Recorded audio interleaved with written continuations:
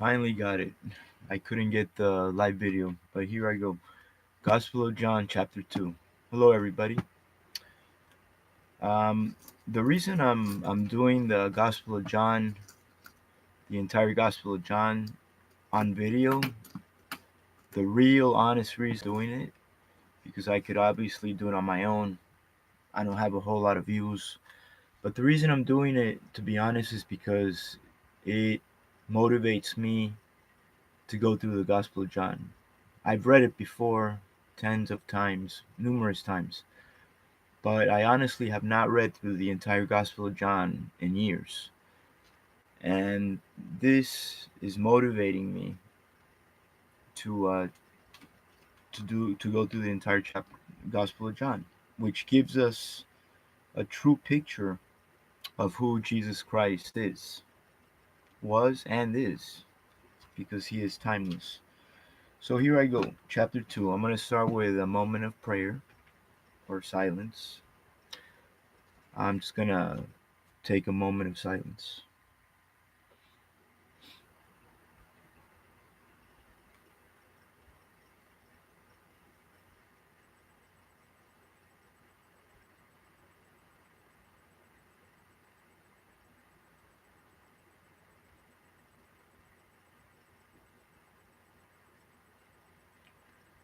Lord, please give us understanding of your word as we read. Okay, John, Gospel of John, chapter 2. On the third day, there was a wedding in Cana of Galilee, and the mother of Jesus was there. Not only the mother of Jesus, but I believe there was hundreds of people at this wedding. Weddings were a really big thing. As we read further, you'll see that what I'm saying is true. These are the hundreds of people, maybe even more than 1,000. So the mother of Jesus was there at the wedding. Now both Jesus and his disciples were invited to this wedding.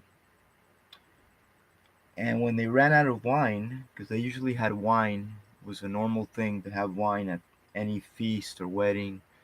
And it reminds me of my when I was about, I think, around 11 or 12. We went back to Argentina. I was born in Argentina.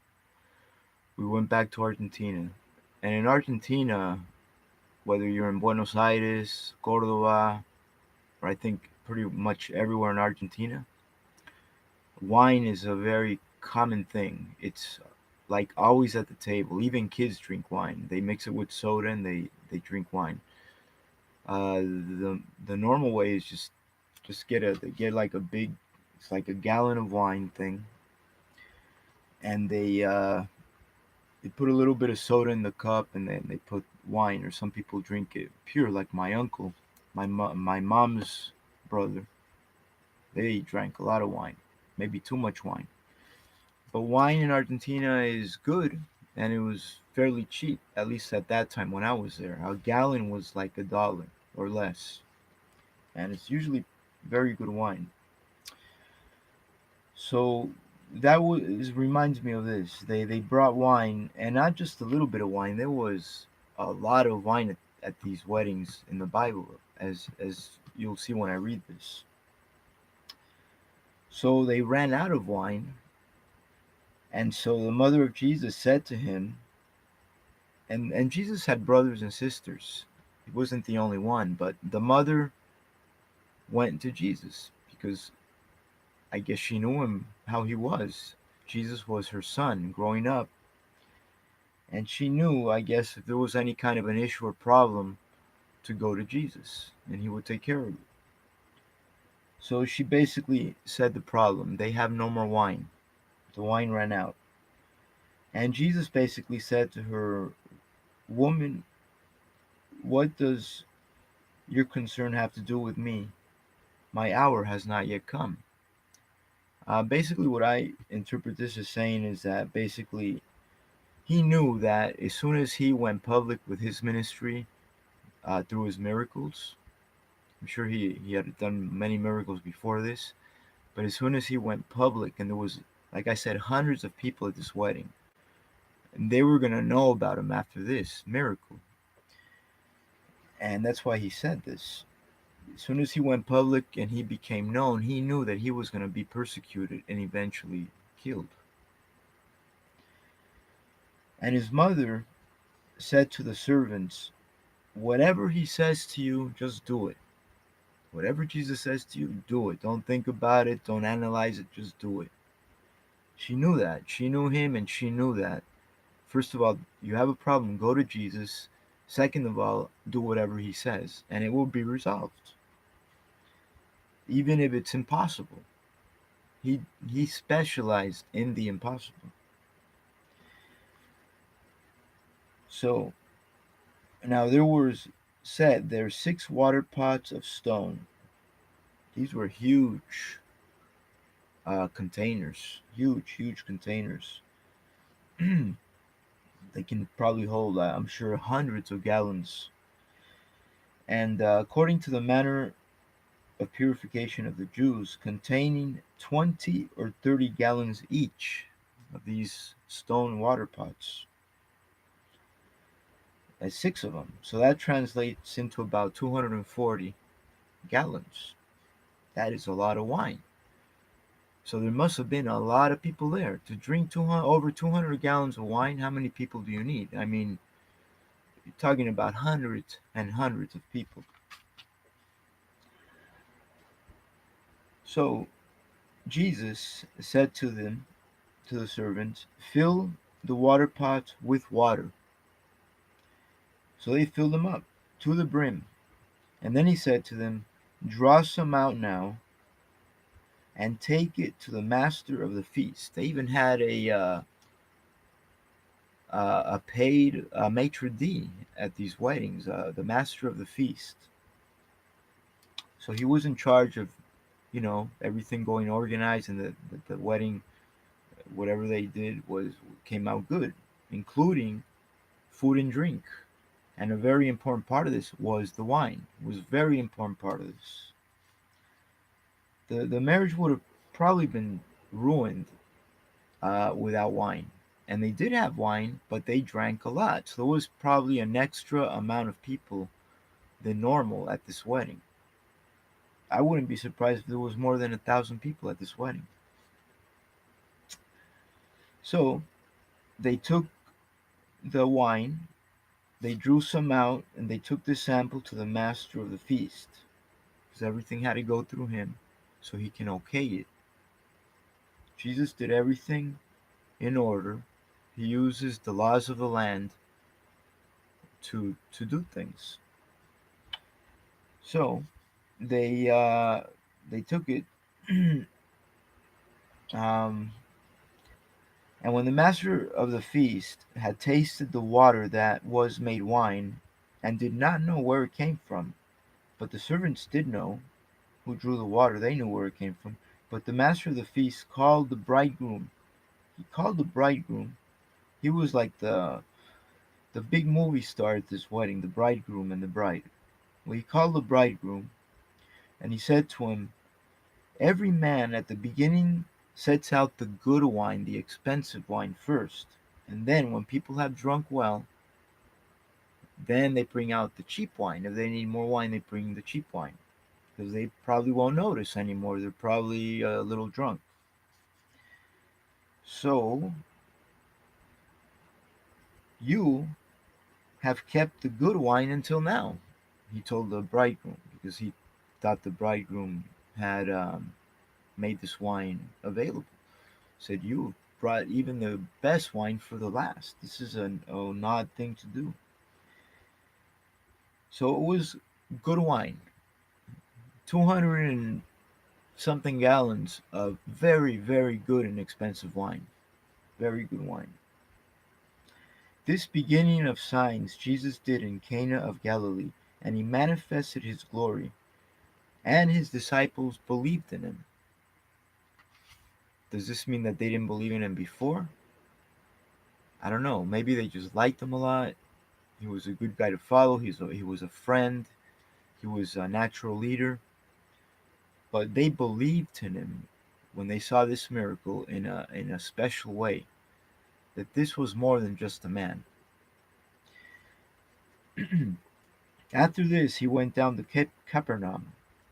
He, his mother, his brothers, and his disciples, and they did not stay there many days. So Jesus had a family, he had brothers and sisters, and they went to Capernaum. Jesus, it is said, according to the Bible, that he never traveled more than about 100 miles from where he was born in Bethlehem. So Jerusalem, Bethlehem, Capernaum, all these cities, Nazareth, Samaria, they were all within a 100-mile range. And he had a family. He had brothers and sisters. He was a normal, well, more than a normal, but he was a 100% human man. And everybody knew him as a normal person. His father was a carpenter. He was a carpenter. They knew where he was born. He had friends which became disciples or followers of a teacher. Now the Passover of the Jews was at hand, or coming close. And Jesus went up to Jerusalem, and they walked everywhere. They didn't have cars, obviously, or bicycles, and I don't think they even had horses, because it doesn't mention horses too much in the Gospels. And so Jesus went up to Jerusalem, and he found in the temple those who sold oxen and sheep and doves and the money changers doing business inside the temple. And Jesus, he didn't like this at all. He did not like money being involved in the church, or in the temple in this case. He just did not like that, and he did something about it. He was very brave man, because what he did was he basically, they wanted to kill him after this. Jesus, he sat down. He took his time when he saw this, and he braided a whip of cords. He took his time and made a whip. He made a whip of cords right then and there. And he took this whip and he drove out all those out of the temple with the sheep and the oxen, because you need a whip, I guess, to get the animals going. And so he knew this, and he did this with the whip. He drove these people out. So this was not a ninny kind of guy. This was not a sissy kind of guy at all. This was a man that took action. He was a man's man, basically. He was a tough guy. He drove these people out, and he said to them who sold the doves, "Take these things away from here, and don't make my father's house a house of merchandise." And his disciples remembered that it was written, "The zeal for your house has eaten me up." He was very zealous with his beliefs. So the Jews answered and said to Jesus, "Who do you think you are? What sign do you show us that you do these things? What makes you boss? Who are you to tell us to get out of here when we're making money? We're making money here, and you're overturning our money tables on the floor. Who are you to do this?" And Jesus answered and said to them, "Well, destroy this temple, and in 3 days I will raise it back up." And then the Jews said, "It has taken 46 years to build this temple." It was an awesome construction of stone that they made. It's very, very ancient. And it took 46 years to build it. And you will raise it up in 3 days? They just couldn't believe this. But he was talking about the temple of his body. And it says it right here. But he was speaking of the temple of his body. Verse 21. And then, therefore, when he had risen from the dead, They remembered that his disciples remembered that he had said this to them, and they believed the scripture and the word which Jesus said. So they again believed. They again believed in him. They believed. Now, when he was in Jerusalem at the Passover, gigantic feast. I mean, thousands of people here in Jerusalem. It was massive. During the feast, many believed in his name when they saw the signs which he did. So Jesus did a lot of miracles that are not even recorded in the Bible. And and people wanted to follow him. They believed in him. They said, "We believe in you. We're gonna follow you. We're gonna do whatever you tell us. We're gonna be your disciples." But Jesus did not commit himself to them because he knew that these same people were gonna call out for his crucifixion and death and crucifixion. So Jesus did not commit himself to them because he knew all men and had no need that anyone should testify of man, for he knew what was in man. And that's it for chapter 2. John chapter 1 was actually one of the longest chapters in the book of John. So thank you. Sorry it took a long time for me to make this because I had trouble going live, but pretty sure now that this worked.